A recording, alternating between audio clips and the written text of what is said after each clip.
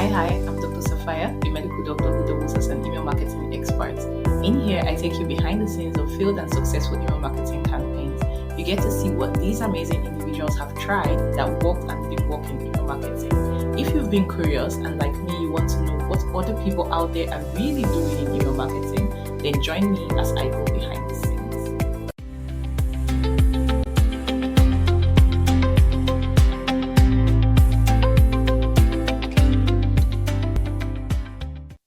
Hello listeners, welcome to Email Marketing Experiments, and I'm here with content creator and marketing strategist, founder of CD Creative Co., someone who specializes in batch content creation, marketing strategies, and all of those amazing stuff that allow busy entrepreneurs to show up consistently online while juggling their full-time jobs, family, businesses, and more. Her job is to take the stress out of content creation so that clients like you can focus on what you do best, growing your brands and serving your audience. I'm with no other person than Carlissa LeBlanc, and it is so good to have you on the podcast today. How are you doing, Carlissa? I'm doing great. Thank you so much for having me here. I'm super excited. Yes. And today she's going to give us the tea on how she sold out her in-person events with social plus email marketing.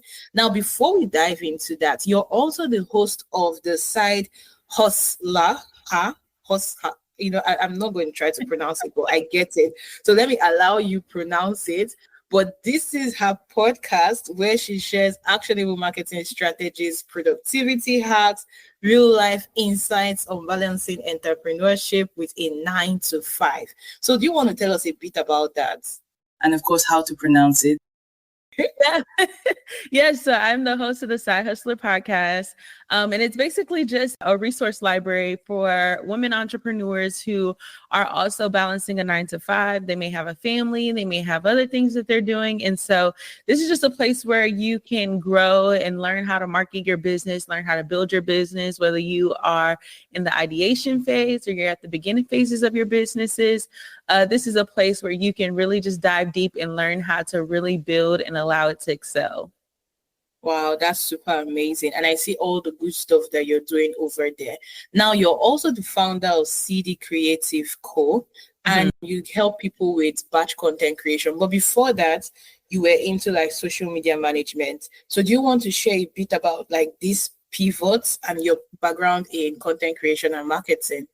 Yeah, so I actually started my content creation journey when I was in undergrad at college. I was actually using content creation to share my journey of being a pre-med student because I was also working 2 jobs while I was studying biochemistry. And so I was using Instagram to, document my late night study sessions or going to the ER. I was working as the ER scribe, but I also was a receptionist at a massage envy on my college campus. And so I used my social media to kind of like document my journey. And then once I graduated with my bachelor's in biochemistry, I came back home, moved home with my mom, and started back going to my home church. And during this time, this was right before COVID hit, our church was really in need of someone to help with marketing. Now, granted, I had no experience with marketing, but I knew how to do social media. So I learned how to market specifically just to help my church to be able to, increase the visibility, get new people to come and, visit our church.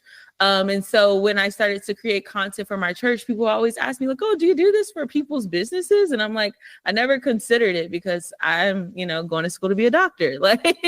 So I learned how to do that. People asked me. So then I was like, you know what, let me just try it out.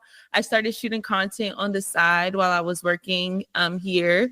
And then COVID hit, which was a crazy time for the churches because, churches were closed and no one was able to be in church for worship. So we really had to buckle down on our marketing. And with that, I just kind of started to gravitate towards marketing and build a passion for marketing.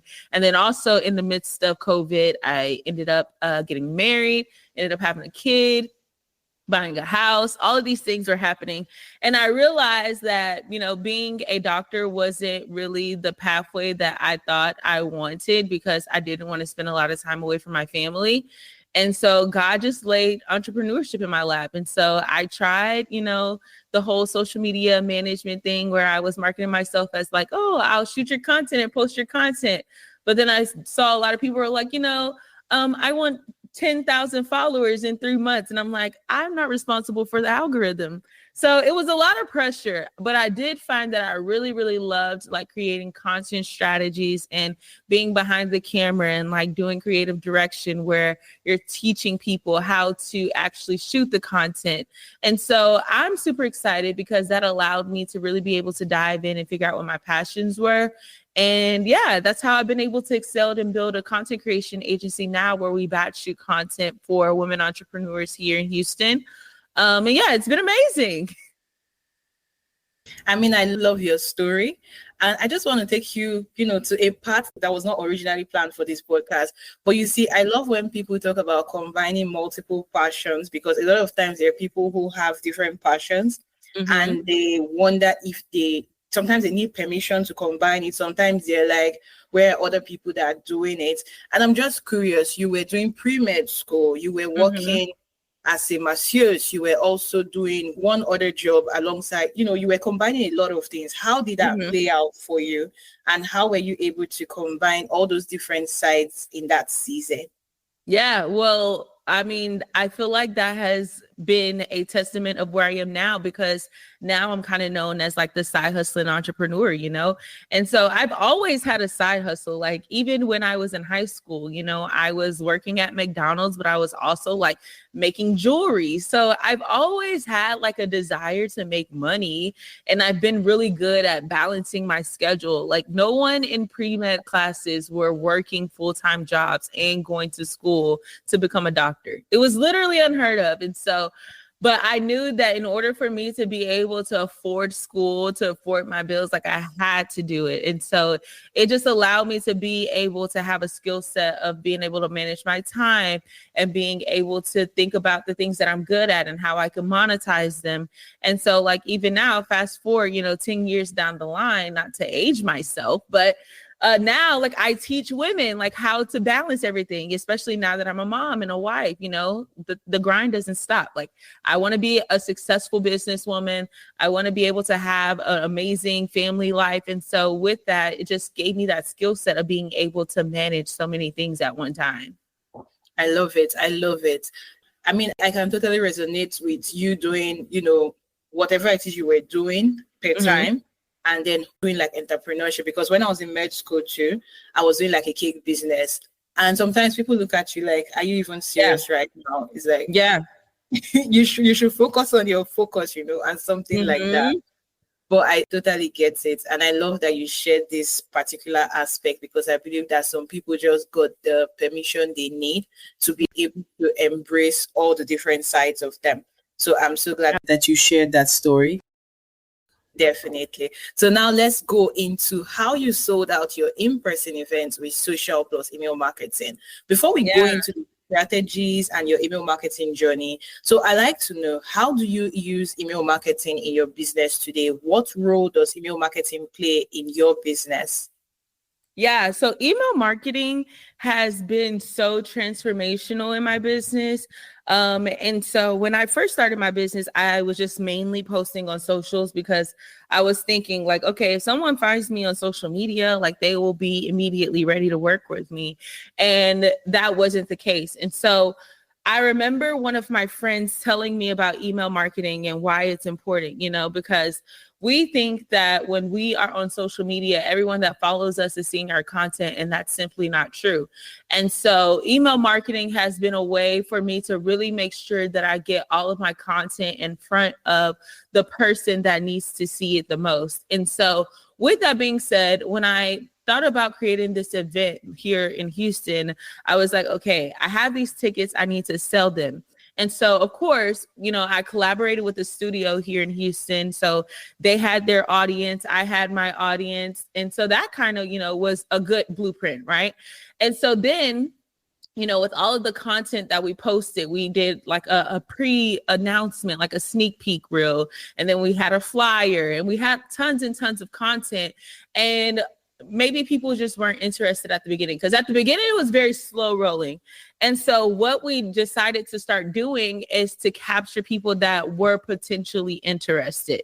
So one way we did that was like setting up mini chat automations. So when someone comments a word that they're interested in, whatever it is that we're doing, they will comment the word, they'd get a link, and then with the link, they will get added to our email list. So I use that as a strategy, not only to capture people that were interested in the event, but also people that were just in Houston that were interested in shooting content. And so with that, that allowed us to be able to gather a lot of people's contact information. And so every single week, we were putting out 1 to 2 emails that was going out to tell people about what to expect at the event. You know, who's going to be there? What are you going to learn? What are you going to get from it? And so instead of us relying solely on social media to get all of our content in front of these people, email made sure that we were able to get all of our content in front of everybody that was on our list or that subscribed to that segment of our email list. I love it. I love the fact that, you know, you saw this potential gap in the sense that, I mean, people who were interested were signing up, but there were some other people who could be a part of your audience, who could need what it is you were selling, what it is you were doing, but not necessarily that event.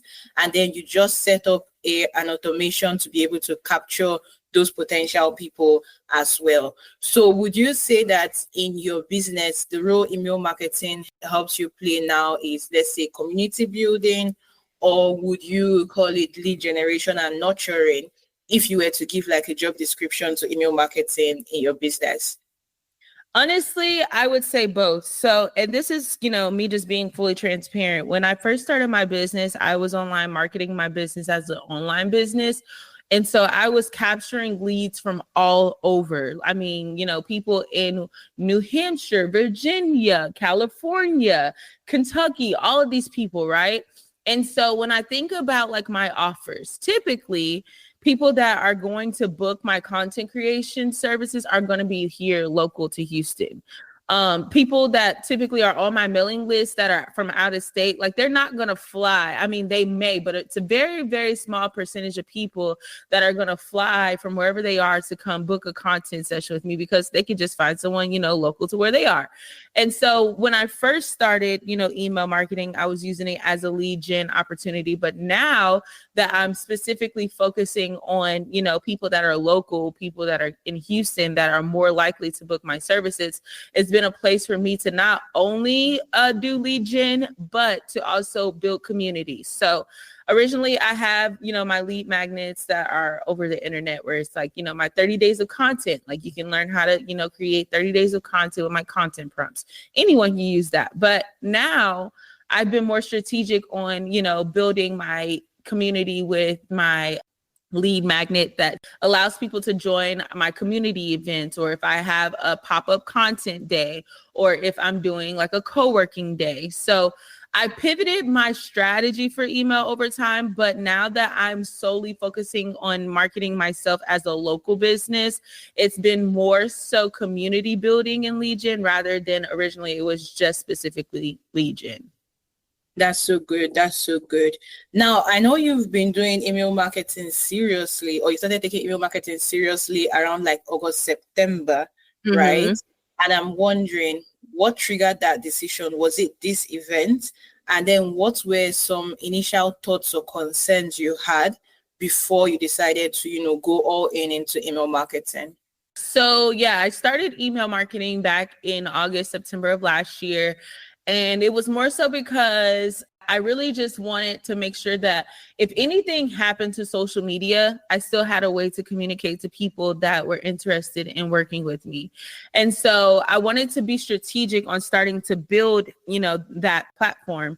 And so I hosted a couple of giveaways. I did my event. I had my lead magnet. I was doing all of the things. And so that really kind of pushed me to, you know, really start utilizing email marketing. But then, you know, over time, I've gotten really, really good with email marketing to where now, like, people look forward to getting my emails, you know, once or twice a week. And it's like, if they don't see my emails, it's like, girl, where have you been? But email marketing has been a tool that I really like to use to, you know, allow people to have that value. People love getting, tips and things that they can utilize right then and there. And also another thing that I want to say is that, when people say email marketing, they typically just think about, oh, I have to sell whatever it is that I'm, doing.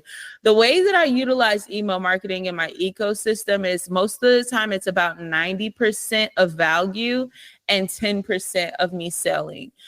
Because people want to feel like you care about their problems, like you are the solution to whatever it is that they're struggling with. And that's what's going to automatically lead to them to purchasing whatever it is that you sell. But if it's just, sell all the time, they may feel like they're just another number and they may not be able to connect with you. So I utilize my email list as a way to just write love letters to people who have took out the time to fill out my opt-in form and be a part of my community. And so, yeah, that's been a way that I've utilized it. I absolutely love email marketing. Because it just allows me to be free and not have to worry about, the likes, the comments, the algorithm. Like I can just know this is something that I own. Nobody can take this away from me. And I can do, whatever kind of content I want to put in my email. I have fully control over that. And I don't have to worry about the likes or the comments or the vanity metrics to make me feel validated that if my content is good or not. I love it. I love the fact that you can do anything you want to do. It's like the freedom you talk about, your experience with email marketing. Now you mentioned a very specific keyword, and we're just going to open up that particular conversation. You said in your ecosystem. Now, a lot of times, for example, with your event, you used both social media and then you use email, and you made two of them work together seamlessly for you. A lot of times people see this as two separate channels, and sometimes there's a debate on this one is better than this is better than that. But we are seeing today that there are ways you can make it work for you, right? So I want to know, can you speak to the fact of creating a social email ecosystem? Can you break down how you create a seamless marketing system where email and social work together for you instead of being two separate entities? Yeah. So the whole goal of an ecosystem is to have something that's fully functioning without you having to always be involved. Because I think when people think about marketing, they feel like it's overwhelming because they always have to be creating content. They always have to be posting content. They always have to be sending emails. But what if you could have your marketing on autopilot? And so that's one of the things that I like to tell people, especially with me. Like I said, I still currently work my full-time job. So I don't have all of the time in the day to be creating content, to be posting content, to be sending emails. Most of my marketing is on autopilot. All of my content is on autopilot, right? And so the way that I like to think about this process is, if you have a specific place where you land, like if podcasting is your thing, if Instagram is your thing, the first thing you want to do is brainstorm at least 4 different topics, concepts that you want to talk about for the month, right? So maybe, week 1, I'm talking about email marketing. Maybe week 2, I'm talking about target audience. Maybe week 3, I'm talking about visibility. Maybe week 4, I'm talking about automations. Okay, so now that I have my 4 concepts, I'm going to take 3 hours out of that month to batch shoot as much content related to those 4 concepts. So once I do that, I'm either going to do some talking head videos where I'm sitting here talking about the topic, or maybe I'm going to get, some clips from my podcast that I can use as talking head content. But then also I'm going to utilize some B-roll content. So that could be, a video of me writing in my notebook, making my coffee, typing on a computer. And then once I have all of those content ideas in video or photo format, then I'm going to take an hour to where I'm either editing it, putting auto captions on it, putting overlay text on it, or whatever, right? So typically I like to say, if you are wanting to be consistent, a good place to land is 3 times a week. If you can't commit 3 times, 2 times is fine too. But say, for instance, if we're trying to stick with the 3 times a week cadence, and that means we need 12 pieces of content to go on our social media platform for the month. So with that 12, we're going to use our talking head videos, our B-rolls, and we're going to come up with 12 concepts, okay, based off of the 4 ideas we originally brainstormed. Now that we have those, we can edit it, we can upload it to Instagram Scheduler. And now that you have it there, the next thing you want to do is be able to have ManyChat as an automation. So when someone comments a trigger word, they get whatever it is that you're promising. Okay. So maybe in one of my videos, I'm saying, okay, you know, this is a video about visibility and da da da da da. Okay. If you want to learn more about visibility, comment visibility and I'll send you the link to check out my podcast, or comment visibility and I'll send you my visibility guide, or comment visibility and we can hop on a, you know, call to talk about visibility. Whatever the next step is, you're going to set up an automation via ManyChat. So that way, if someone comments that word at 2:00 in the morning, you're not having to wait till whenever you wake up to respond. But then also the person who is expecting that link, it doesn't have to wait till 8:00 for you to respond to. And so then once you set that up, say, for instance, you have it scheduled on Instagram, all of the content goes live on whatever days it goes live. You know, you already have your automation set up on the back end. When someone comments that trigger word, they get the link to get your guide or to schedule a call or to go to your podcast. Now, most of the time, if you're sending them to, you know, book a call or to get a guide, that's going to have something to do with your email list. So you need to make sure you have your email service provider set up to where if somebody gets this link and puts their information in, they instantly get the guide. And now they're on your email list, right? So now over time, you're doing that. But then in addition to that, on the back end, you're going to make sure that you're sending at least one email a week, newsletter, or, you know, value-driven email where you're talking about something that that person can really, really utilize. And that's going to be the way that you are able to continue to keep this ecosystem flowing. So say, for instance, if you take the beginning or the first week to do all of this, that means you have 3 weeks left in the month. You don't have to worry about anything. You already have your 12 pieces of content scheduled on Instagram. You only need 4 emails to go out for your email newsletter. And then boom, you don't have to worry about being inconsistent. Everything is running on autopilot. If somebody comments on your word at 3 a.m., they've already been, you know, guided to wherever it is that you need them to go.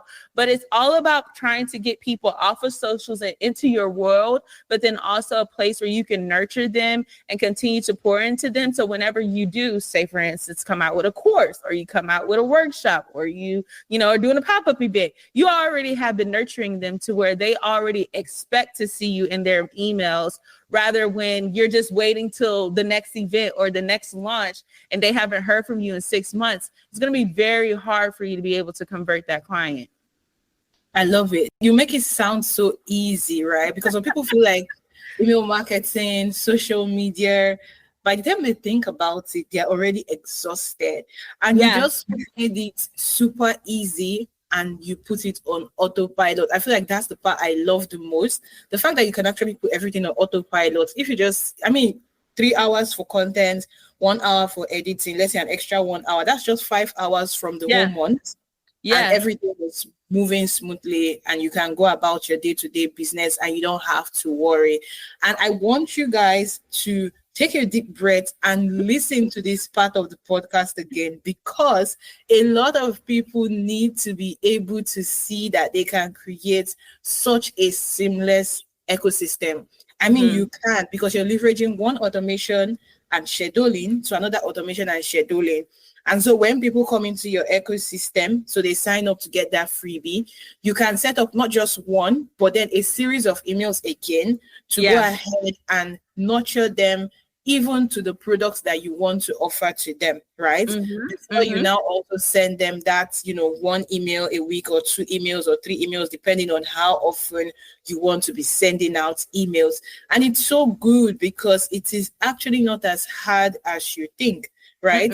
You just need your Instagram, your ManyChat automation, your email software, and you are good to go, right? And of course, this thing to actually sit down and create the content. But another thing you did that I really love is the fact that you said, come up with 4 topics for the month. I think that's like so easy. You come up with 4 topics, you break down what you want to do about 4 topics. So each topic can now be broken down into 3 concepts. You have your 12 pieces of content for the month. And you can even still replicate that for like your emails, right? So you come up with the topics or the theme. So each topic can now be broken down into 3 concepts. Yeah. So if like week one, I'm talking about visibility on socials, I'm talking about visibility in my email as well, because it's like, why make it difficult? Why reinvent the whole wheel when you're already talking about these things? You don't have to come up with more additional topics. You just continue to build on, that original topic. But then maybe in email, you might, go a little deeper, but not to where it's like, a whole long email, but just like you may dive in a little bit deeper, but you're still relating it back to those original 4 concepts. Yes, and that's so good because so you now have multiple touch points. So let's say I saw the post about visibility and I see the email about visibility is like taking me a step deeper, right? Or maybe I missed out the social content, but I see the email, or I miss out the email and I see this, and then everything still leads me back to, it just keeps going like that. So I really love what it is you have and how you have created this ecosystem. And thank you so much for, taking our time to give us the step by step. And I don't know if you guys noticed it, but did you notice that you don't necessarily even need to create like a whole lead magnet? You can literally use your content pieces as a lead magnet. So the content is now saying, comment this to get this, right? And then you go ahead and then set it up. So it now gives you the option for diversity, differentiation, so to say. So maybe someone will be like, oh, I joined your list through this or that thing, but then now there's another touch point. So you're able to serve them at different levels because of the different content pieces. So your content pieces are pulling in traffic for you and actually getting leads for you that then move over to your email list. And that is such a great email list strategy that I think that people don't leverage enough, because you're creating a lot of content. Why not just turn those content pieces to the lead magnet to get people over to where it is that you want them to be? Okay. We've talked a bit about your ecosystem and how you actually keep people engaged and moving through social, email, and all of that, right? And thank you so much again for breaking it down. Now, I want to go back to your event that you did, right? Market Like Boss. So it was an event, and I would like to know what was the goal of this event, and how did you initially plan to sell the tickets? No, so my original goal as my business was to increase visibility. Like I really, really wanted to get in the community and really start to position myself as a content creator within the city of Houston. And so I partnered with a local content studio here in Houston who already had an audience of the people that I was trying to attract, right? And so, of course, that was one. But then also I wanted to make some money while I was doing it. Let's be honest. I mean, we always want to make money. What we did was I collaborated with this studio. It was around Christmas time, which is, typically the time where people are trying to sell whatever it is that they have, whether they are product-based business, service-based business, whatever they do, they're trying to sell. Everybody's selling around Black Friday, Christmas time, because everybody's buying stuff. So the way that we marketed this business or this event was, come here, shoot your holiday content and understand how to market your business for Christmas. Okay.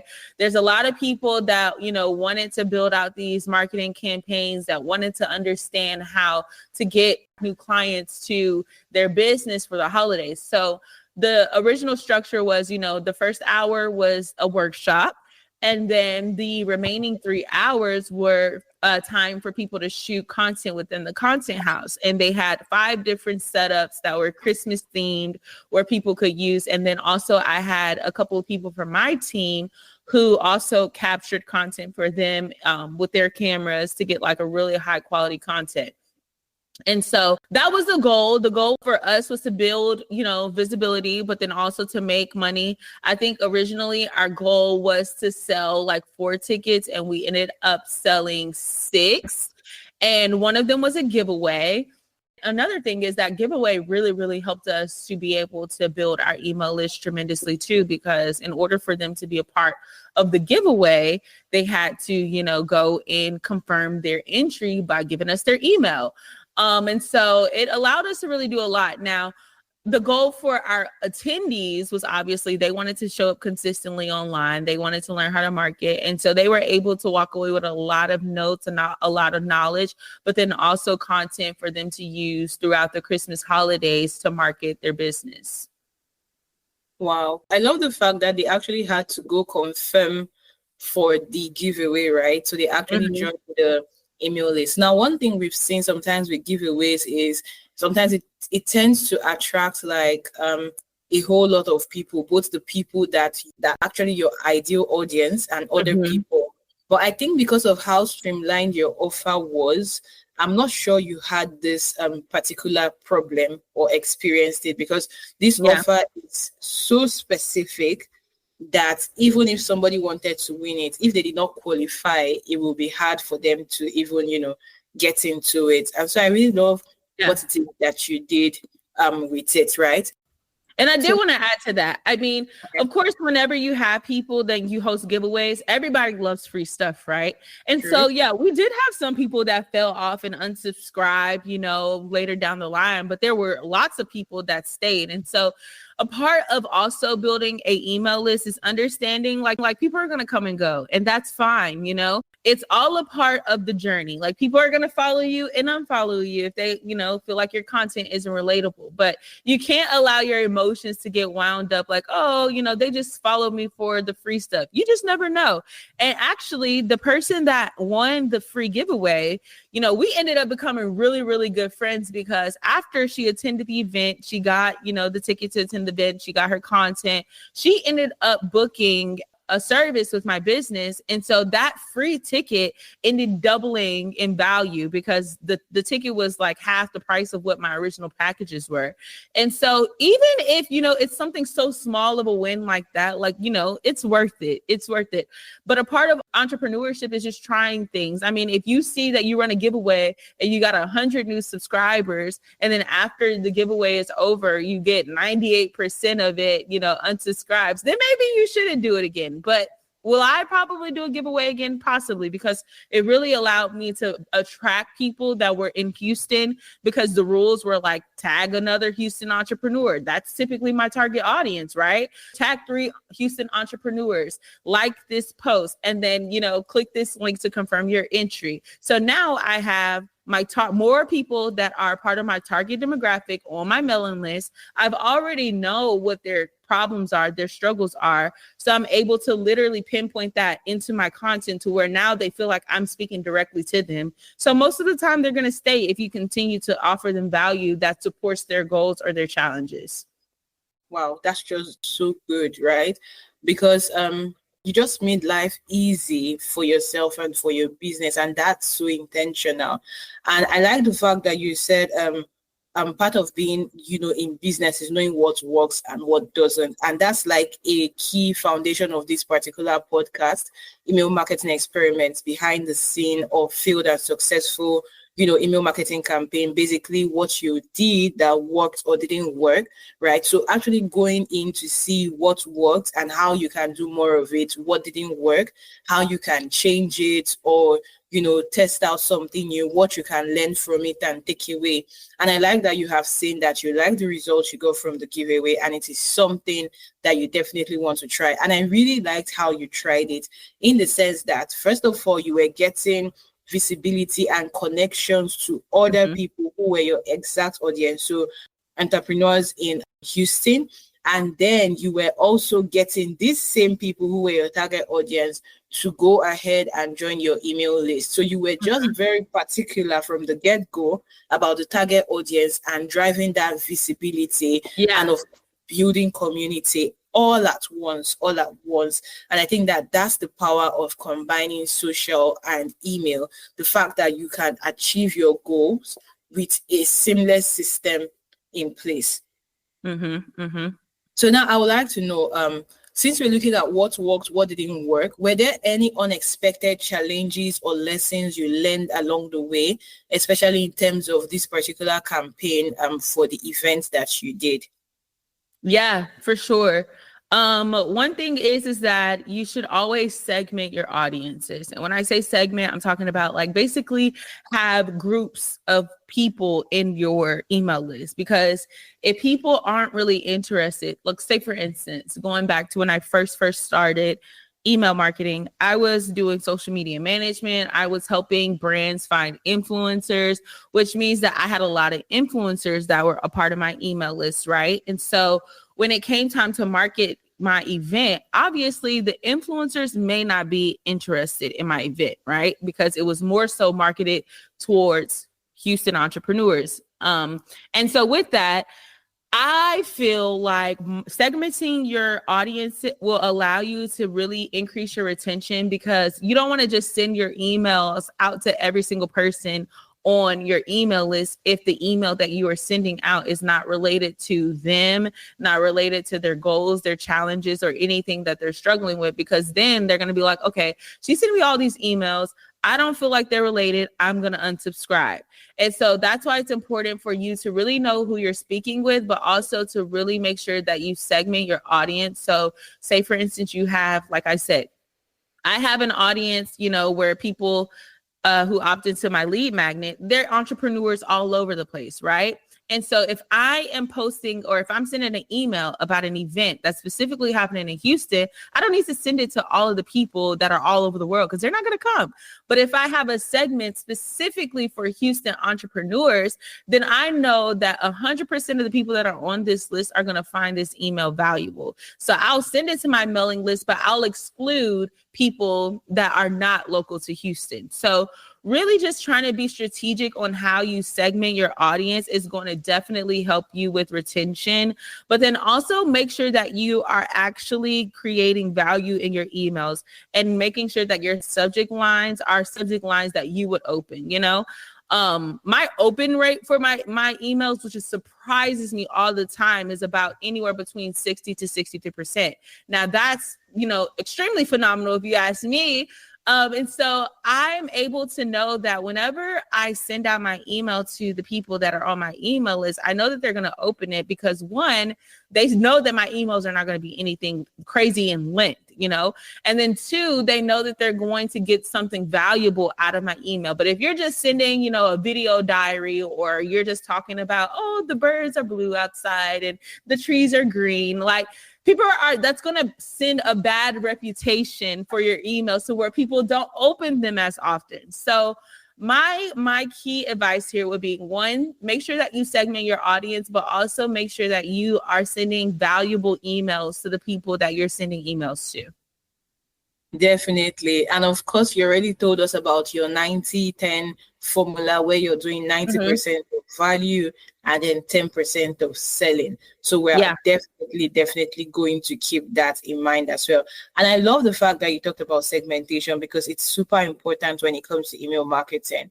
And so let me ask, within your tech stack, what tool are you using today for email marketing, segmentation, and all of that?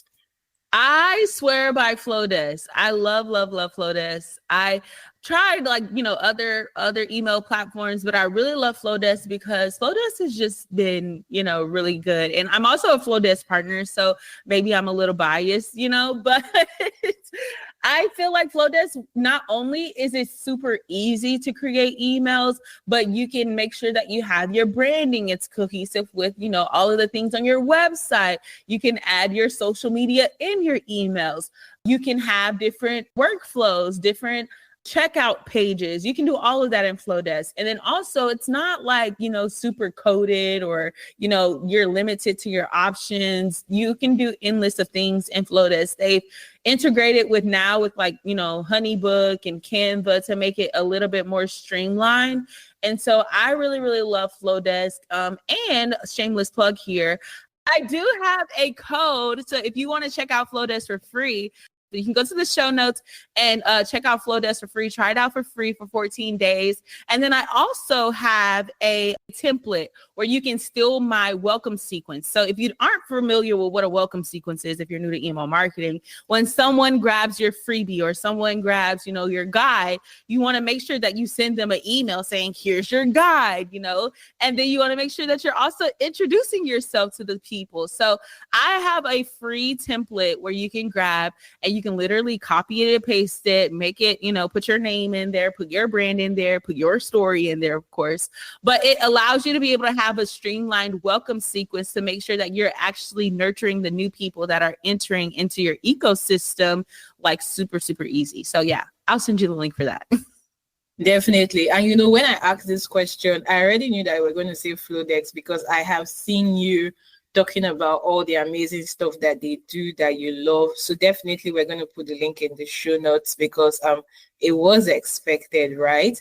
And it's just one thing I wanted people to see is the fact that when you find something that works for you, you stick with it, right?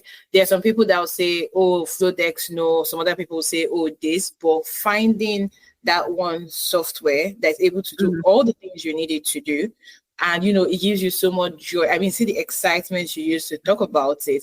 So you see that it's serving you the way you want to be served. Then of course, stay with it. You share about it, and you keep using it. So that's good. That's good. Now let me ask, if you were to do this particular campaign again, is there anything you would do differently? Oh, yeah, for sure. Several things. Are you talking about like how I market it or like the logistics of the event? So more in line with marketing. Okay, marketing. Is there anything that I would do differently to market my event? For sure. Number one is I would definitely give myself like a 8 to 10 week, pre-launch situation. Because I felt like we kind of started marketing our event like 4 weeks before the event. And some people are probably like, that's, more than enough time. But when you're really trying to market something at a higher ticket price, people need to see it over and over and over and over again. And so I would definitely give myself, I wouldn't say 8 to 10 weeks, maybe like 6 to 8 weeks to market the event. And then I would also probably hop on live with the person that I was doing the event with so we can actually like talk the logistics through. I was terrified to go live. I don't know why, but now I do see the value of going on live and just allowing people to, really connect with you and really see how passionate you are about building the thing. Another thing is that I would show more of the behind the scenes content. People love seeing behind the scenes. One, because people are nosy. I'm nosy, but also they feel related to the process. So they feel connected to your journey. They feel like, oh, I remember when she first was talking about, doing this event. And so they feel a part of the process, which, tugs on people's emotions, which will also help you to have a higher conversion rate of being able to get people to buy it. And then also, I would say like being more strategic with, I would say building your email list prior to launching the event. Like I said, I started doing email marketing August, September. The event was in October. So I was fairly new to email marketing, really didn't have anyone on my email list already. And so had I started, building my email list prior to launching the event, instead of trying to build my email list while I'm launching the event, I feel like I would have had a really good process on what the email should look like, how often should we send the emails, how should the emails look, and all of the things of that sort. So yeah, those are some of the things that I would change. And a lot of powerful things at that, right? A whole lot of powerful things. Now, you mentioned launching and giving yourself a longer time frame. Mm-hmm. And so let me ask, live launches versus evergreen campaigns, right? So a live launch or something evergreen, which would you prefer and why? I love a live launch because I feel like, I personally, evergreen is cool, but I think like really having a live launch really allows you to get a lot of data. Whereas like evergreen, you kind of go in there already like expecting, and there's pressure to do better than the time before. But like when you try something new, when it's fairly new, you don't know anything about it, it can be stressful, but it gives you a lot of different data points on what you should do, what you shouldn't do, what you should try, what you shouldn't try. But it also removes like all of the limits and the pressures like, oh, well, I did this launch last year. I need to make sure that I double whatever I do before. Okay. Now, my next question for you, what's your favorite email marketing metric to track? Open rates for sure. Open rates, because typically, like I said, most of my emails, I stick to my 90-10. And so I'm not necessarily selling all the time, but I want to at least know that, my people that are on my email list are actually opening. Because, if I see certain emails that come through my phone, I don't open them if they, don't capture me. But whenever I see my open rate increase, I know that I'm doing something well with my email marketing strategy. That's so good. That's so good. So how do you audit your email marketing efforts? You've talked about like your open rates, seeing that people are responding to what you're doing, even though you're not necessarily selling. Are there other ways you audit your email marketing effort to see if it's working or not working? Yeah, so love this question because I actually just reviewed my metrics for Q1. And yeah, I do it on a quarterly basis. I don't track my metrics monthly because things happen. There's all kinds of stuff going on. People are busy, but over a 3-month time frame, it can really give me the data that I'm looking for. And so I like to audit my marketing efforts every quarter. And that's how, I'm able to figure out like, okay, what day should I send my emails? Because, surprisingly, actually, this quarter, Sundays have been like the highest day where people open my emails. And that was surprising because I never sent emails on Sundays. And so it was just very interesting that I found that out. But then also, I was able to see like, what time, like, do people still open their emails in the morning or are they midday? Are they closer to the evening? What subject lines perform the best? They got the highest, open rates. And so I like to do that on a quarterly basis, but then I also like to switch up my days. So recently I was launching my podcast on Thursdays and I was sending out, my marketing email for my podcast on Thursdays. But then I realized like, a lot of people, Thursdays is kind of like Fridays. They're not really tuning in until Monday. But by that time, I'm already, focused on the next episode. So by reviewing my analytics, I was able to see that maybe I should launch my podcast on Tuesdays, where it's earlier in the week. People are more likely productive to open up the email, to click on, the link to listen, however you may. But it really gave me the metrics on how I should move forward with my marketing, not only for email, but also for my podcast. Love it, love it. And I love it so much because the data is everything. It gives you direction, it gives you clarity, and it points you towards things that you may never even have thought about or even noticed if you didn't check. For example, how people are actually reading on Sundays, which you would not have even thought of sending an email about. Now, you do a lot of amazing things in the online space. I know you have a 30-day content prompt done for you, social media prompts for personal brands, which people can download, right? So that they can simplify their content creation, just like you have taught us here. And listeners, guys, if you go to CD Creative Co, that's cdcreativecoagency.com, you'll be able to get this free 30-day prompt. I also know that they can join your community through cdcreativeco.myflowdex.com/newsletter. Don't worry to cram all these links. It will be in the show notes, right? Yeah. But what I want you to tell us is, where else can people connect with you to learn more about your work, and how can our listeners, follow you? Yeah. So I spend a lot of time on Instagram and lately Threads. So you can follow me on Instagram or Threads at Carly Dorlyn. It's CarliDorlynn. But yeah, I share all kinds of things. You'll see like, my kid pop in here and there. I talk about how I balance motherhood and entrepreneurship with a full-time job. So I like really using Instagram as a place for people to see the behind the scenes of what goes on in my business. And of course, if you, just prefer the business content, you can follow my business page at cd.creativeco. And so, yeah, that's where you'll see all of like my recent projects, people that I work with in the city, events, all of those things. Yes. And then before we wrap up, is there any project or initiative you're excited about that you'd like to share with our listeners? Maybe something you're, cooking or working on? Yeah, so I'm actually, really been intentional about building my side hustler community, which is basically my, women entrepreneurs with 9 to 5. So if that's you, I would love to connect with you. And so you can visit my newsletter, which is, cdcreativecoagency.com/newsletter. And that's kind of where I've been, trying to plan like some virtual co-working sessions, or just offering, some encouragement sometimes, because we know entrepreneurship can be very, very difficult and lonely. And so I'm super excited about cultivating my community there. So yeah, you can check out the newsletter. I send out a weekly newsletter there, just some inspiration, value, all of the things to help you along your entrepreneurship journey.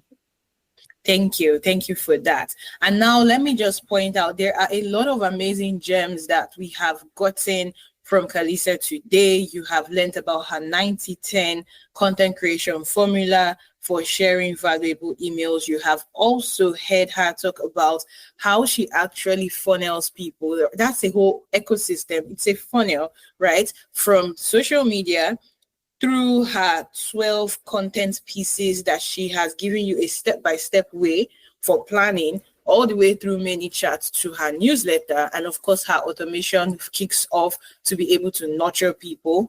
And one of the things she said that she would do differently is to ensure that she segments her list. And that's something I really want to stress on, so that when people are signing up to your email list, to your newsletters, you want to be able to track people by source, track people by who they are. So for example, someone came in from this event, you should have like a tag, but you also want to be careful not to have too many, right? So that you're now not confused and it doesn't look like cluttered and all. So that's something you need to sit down and plan. How do you want to be able to know the people that are in your community, what categories you want to break them into, and then how do you want to go ahead and track these people using your tags and your segmentation, right? It has been an interesting episode with Carlissa here at Email Marketing Experiment. And you guys should go ahead and follow her, connect with her, and of course, join the community. The links are all going to be in the show note for you for easy reference for you to go over, get those content prompts, join the community, also listen to her podcast and lots more, because there are a lot of gems that you can find on there. So till next time, don't forget, this is Email Marketing Experiments. Don't forget to share and subscribe, of course, and continue to think it, test it, and share it. Okay, so I'll see you in the next episode. Thank you so much, Carlissa. It has been a pleasure having you here on the podcast. Thank you.